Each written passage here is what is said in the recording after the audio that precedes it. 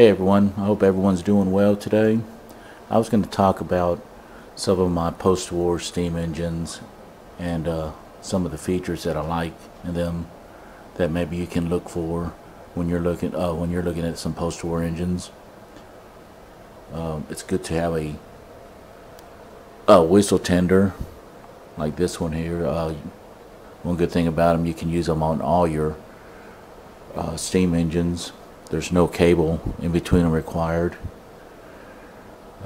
This 675 is one of my favorite post-war. I think the best part about it are these wheels. They're 2Ps that have tires on them. I forgot the name of them. I'll look it up and tell you, but they also have the eccentric crank.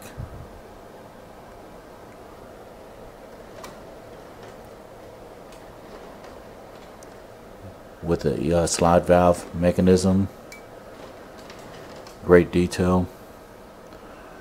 Separately applied rail. It has a smoke unit, has a 3-position forward reverse. Unfortunately, one of my marker lamps, the green lamps, has broken off. I need to find another boiler lid for that. Also, this broke off here.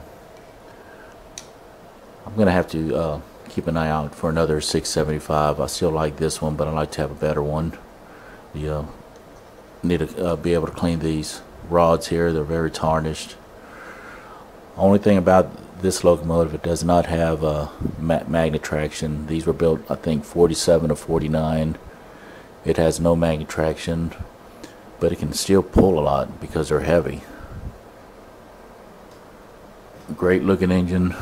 Let's see how this runs. It'll probably spin also.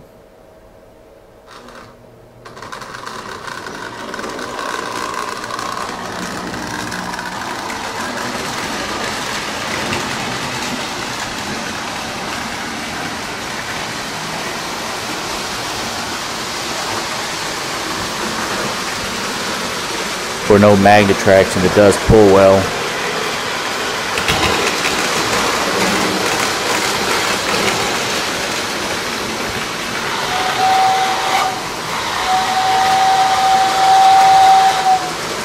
I don't know if you can hear the whistle.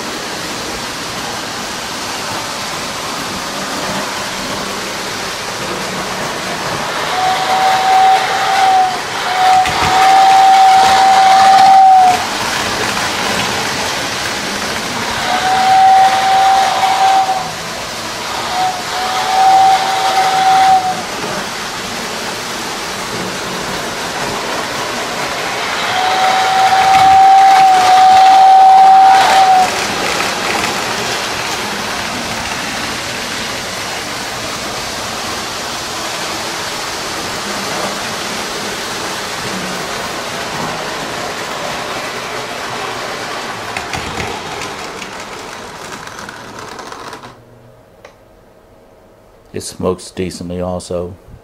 It's a great running locomotive.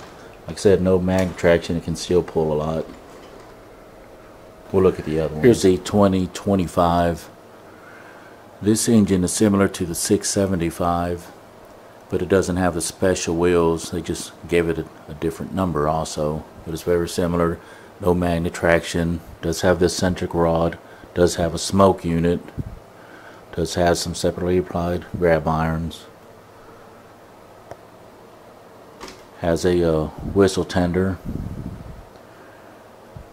Not too many frills, but I still like it. It smokes pretty good, and because of its weight, it can still pull a lot. Let's see how it performs.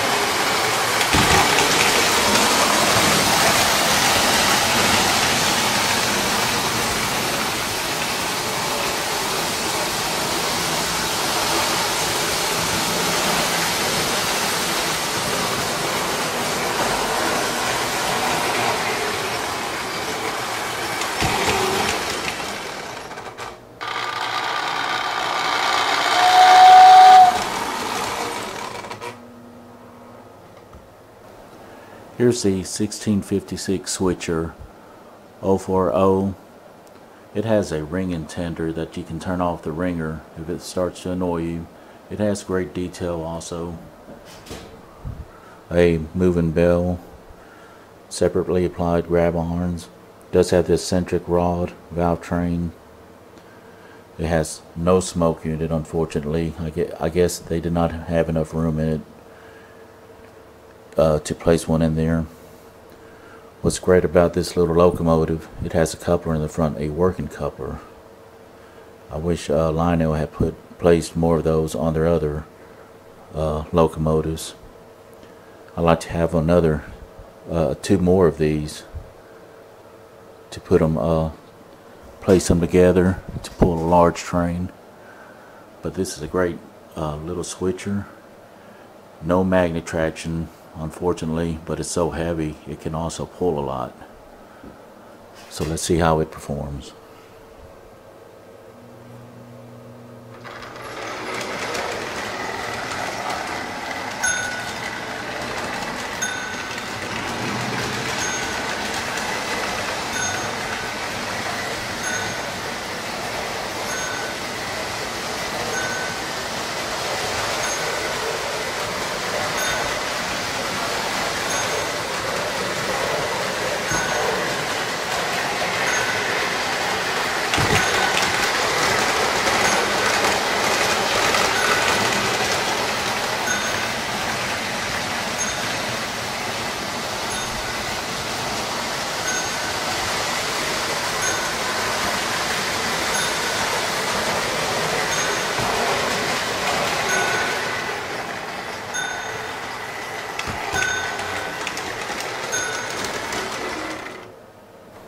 Here's a 2055 Hudson.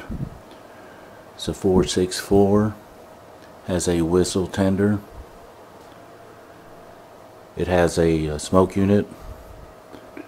Has a bell, doesn't move though.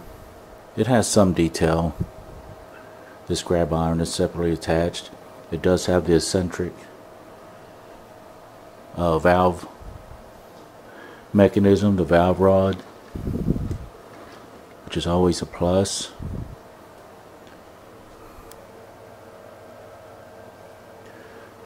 Not a bad engine. It's very smooth runner.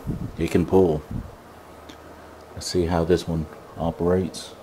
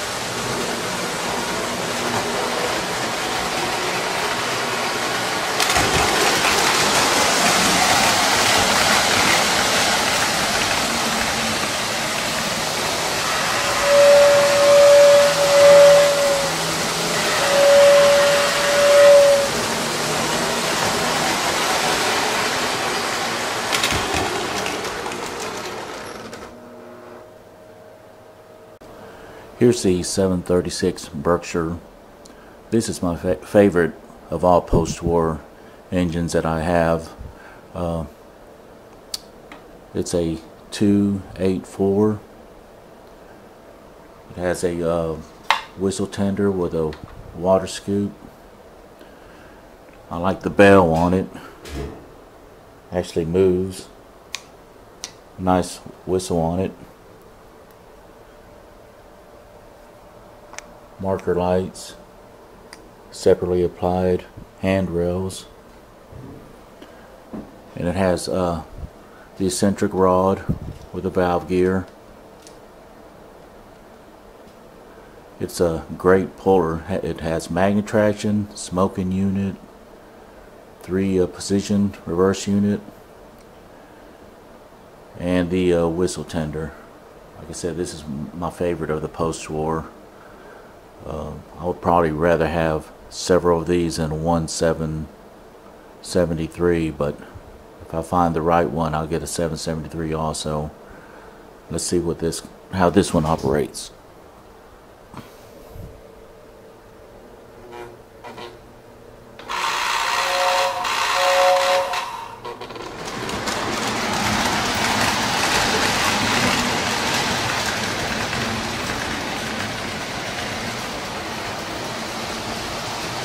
It's a very smooth operating motor on the engine.